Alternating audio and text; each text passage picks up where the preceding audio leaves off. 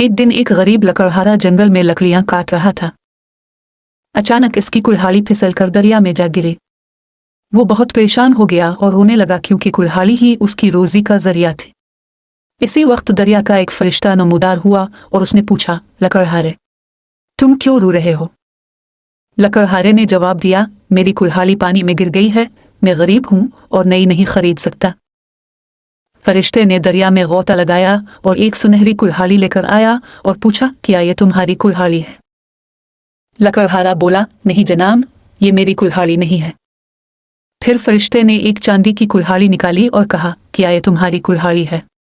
लकड़हारा बोला, नहीं, ये भी मेरी कुल्हाड़ी नहीं है। आखिरकार फरिश्ते ने एक लोहे की पुरानी कुल्हाड़ी निकाली। लकड़हारा खुशी से बोला, हाँ, यही मेरी कुल्हाड़ी है। फरिश्ता मुस्कुराया और बोला, तुमने सच्चाई का सबूत दिया है, इसलिए ये तीनों कुल्हाड़ियां तुम्हारी हैं। इस कहानी से हमें यह सबक मिलता है कि सच्चाई हमेशा कामयाबी और इनाम दिलाती है।